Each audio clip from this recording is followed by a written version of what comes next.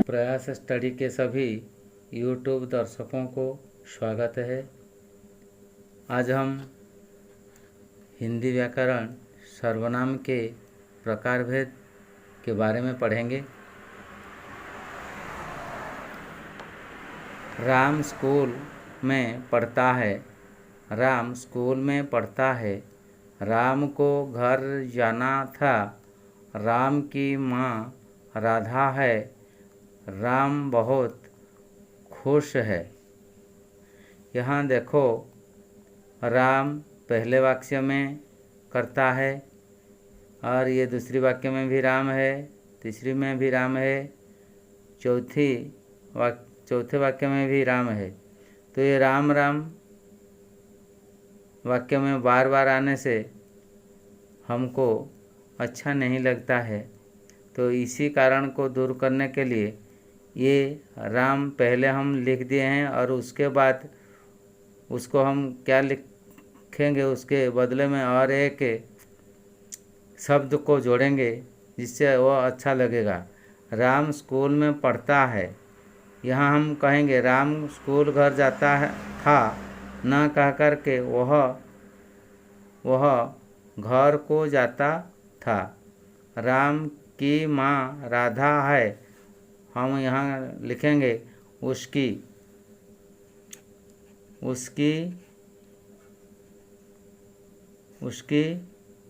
माँ राधा है। राम के बदले हम लिख सकेंगे।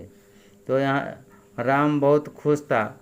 यहाँ हम लिखेंगे वह बहुत खुश है। यहाँ देखो, राम को घर जाना है, उसको हम लिखेंगे उसको घर जाना है। उसको घर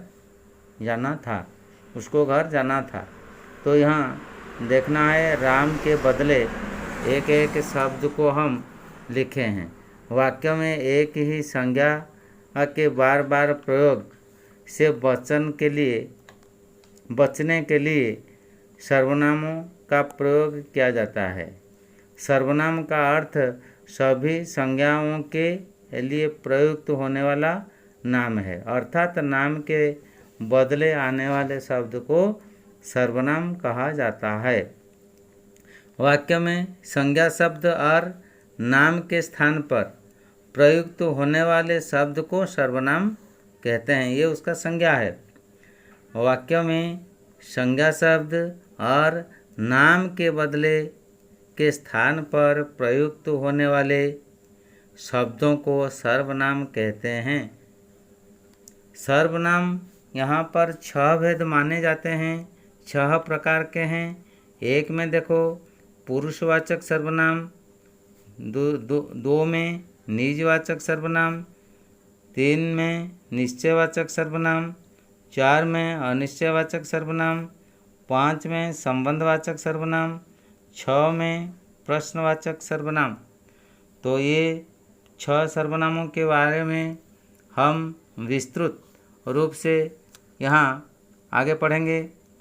2 3 स्टार्ट। पुरुषवाचक सर्वनाम के बारे में यहाँ पर हम चर्चा करेंगे। पहले पुरुषवाचक सर्वनाम के बारे में पढ़ेंगे। पुरुष और स्त्री के नामों के बदले, पुरुष हो या स्त्री हो, उसके नाम के बदले आने वाले शब्द को पुरुषवाचक सर्वनाम कहते हैं। पुरुष हो या स्त्री हो, ये जितने नाम है दुनिया में, ये नाम के बदले आने वाले शब्द को पुरुषवाचक सर्वनाम कहते हैं। पुरुषवाचक सर्वनाम 3 प्रकार के हैं। ये मुख्य सर्वनाम है। पुरुषवाचक सर्वनाम को हम 3 प्रकार के रूप से बांटते हैं। देखो, यहाँ पहला नंबर में उत्तम पुरुष। उत्तम पुरुष में एक वचन में मैं और बहुवचन में हम। एक वचन में मैं, बहुवचन में हम। मैं और हम, ये दोनों उत्तम पुरुष में है। उत्तम पुरुष किसको कहा जाता है? जो बोलते हैं या लिखने वाला है, जो बोलने वाला है या लिखने वाला है, जो कहता है या जो लिखता है, उसको हम उत्तम पुरुष के रूप में रखा है। मध्यम पुरुष क्या है? तू, तुम, आप, अर्थात मैं और हम उत्तम पुरुष है। हम बोलते हैं और बोलते समय जो सुनते हैं उसको हम, ये सुनने वाले को हम मध्यम पुरुष कहते हैं। ये मध्यम पुरुष में रखते हैं। इसी प्रकार अन्य पुरुष, प्रथम पुरुष, मध्यम पुरुष, अन्य पुरुष। अन्य पुरुष में यह, ये, एक वचन में यह, बहुवचन में ये, और एक वचन में वह, बहुवचन में वे। यहाँ पर ध्यान रखना है कि प्रथम पुरुष, उत्तम पुरुष या मध्यम पुरुष को छोड़कर अन्य सभी जितने बच गए हैं, ये सभी को अन्य पुरुष सर्वनाम कहते हैं। जैसे वह, वे, यह, ये। 3 में देखो निजवाचक सर्वनाम। दूसरा नंबर निजवाचक सर्वनाम। जिस सर्वनाम से कर्ता के विषय में कुछ बताया जाता है उसे निजवाचक सर्वनाम कहते हैं। जिस सर्वनाम से कर्ता के विषय में कुछ बताया जाता है उसे निजवाचक सर्वनाम कहते हैं। निजवाचक सर्वनाम आप निजवाचक सर्वनाम है, दोनों वचन में तथा पुरुषों में समान रहता है। निजवाचक सर्वनाम आप, दोनों वचन, एक वचन में आप और बहुवचन में भी आप, तथा पुरुषों में समान रहता है। सभी पुरुष, प्रथम पुरुष, मध्यम पुरुष, प्रथम पुरुष, द्वितीय पुरुष, तृतीय पुरुष, अर्थात उत्तम पुरुष, मध्यम पुरुष, अन्य पुरुष, तीनों पुरुष में आपका कोई परिवर्तन नहीं होता है, समान रहता है। जैसे देख लो उदाहरण को, मैं आप ही चला जाऊंगा, मैं आप ही चला जाऊंगा, उत्तम पुरुष के साथ आप लगा है। वे आप ही चले आए, वे अन्य पुरुष बहुवचन में उसका रूप आप भी हुआ है।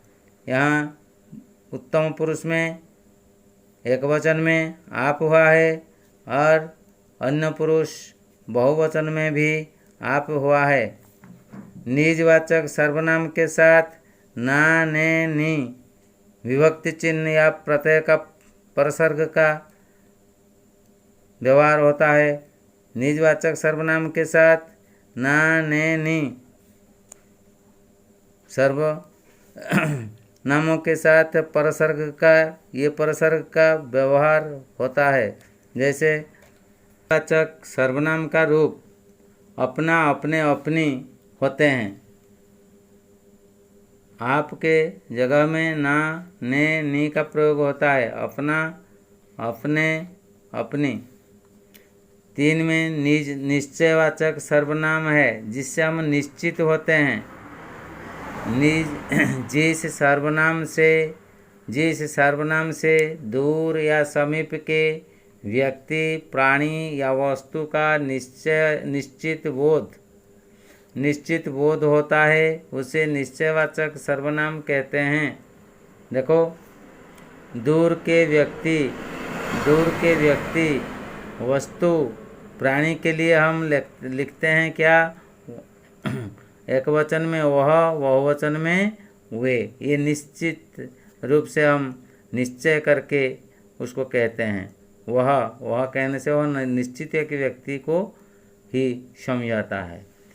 इसी प्रकार देखो निकट के व्यक्ति, वस्तु, प्राणी के लिए ये दूर का है। दूर का वह, वे। निकट का यह, ये। निकट वस्तु या प्राणी के लिए या व्यक्ति के लिए यह, ये को प्रयोग करते हैं। देख लो यहाँ जैसे उदाहरण है, वह मेरी कलम है, वह मेरी कलम है, वे मेरे दोस्त है, वह मेरी कलम है। दूर का जगह में यह है। वे मेरे दोस्त हैं। इसी प्रकार देखो यह ये निकट के लिए, यह मेरी किताब है, निकट नज़दीक के जो कि चीज़ है, वस्तु है या प्राणी है, उसके लिए यह हम लगाएंगे। और बहुवचन में ये लगाएंगे, ये मेरे कमरे हैं। तो 4 में देखिए अनिश्चयवाचक सर्वनाम, अनिश्चयवाचक खत्म कर चुके हैं। अनिश्चयवाचक सर्वनाम को यहाँ देखेंगे। जिस सर्वनाम से प्राणी, व्यक्ति, वस्तु या निश्चित बोध नहीं होता उसे अनिश्चयबोधक सर्वनाम कहते हैं।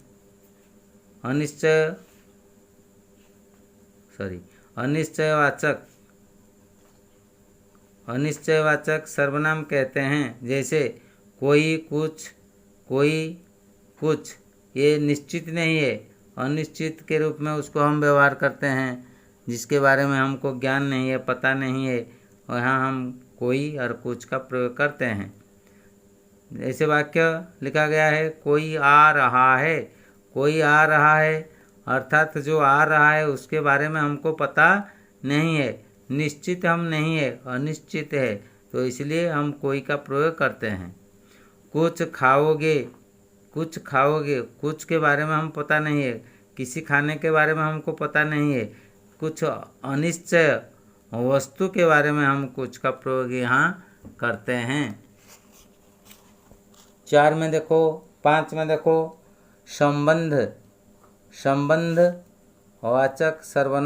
संबंधवाचक सर्वनाम, उसका संज्ञा है जो सर्वनाम किसी दूसरी संज्ञा या सर्वनाम से संबंध दिखाने के लिए प्रयुक्त होता है, उसे संबंधवाचक सर्वनाम कहते हैं। जैसे जो एक ही शब्द है, ये क्या करता है, देखो, जो सर्वनाम किसी दूसरी संज्ञा या सर्वनाम से संबंध दिखाने के लिए प्रयुक्त होता है, उसे संबंधवाचक सर्वनाम कहते हैं। जैसे उदाहरण यहाँ लिया गया है, जो पढ़ता है वह पास होगा। जो पढ़ता है वह पास होगा।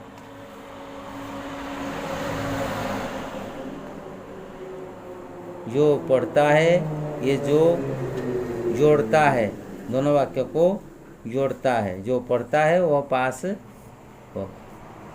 वह मेरी घड़ी जो खो गई थी।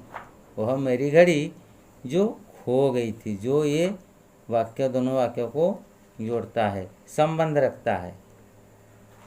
सर्वनाम एक संज्ञा से दूसरी संज्ञा को जोड़ता है, जो एकमात्र संबंधवाचक सर्वनाम है। ये एकमात्र संबंधवाचक सर्वनाम है।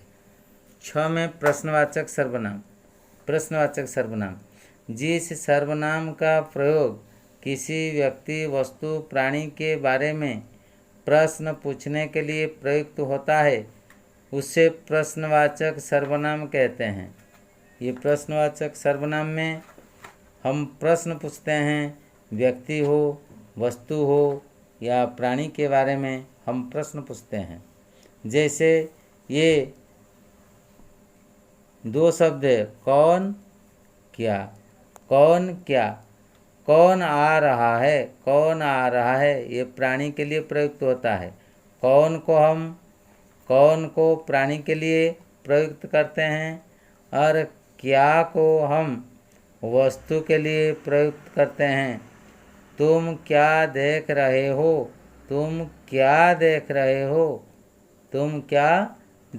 हो, तो इसमें हमको प्रश्नवाचक चिन्ह को देना चाहिए।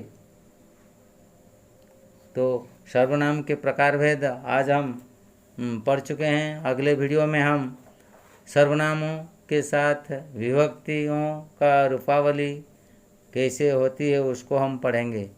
सभी दर्शकों को धन्यवाद।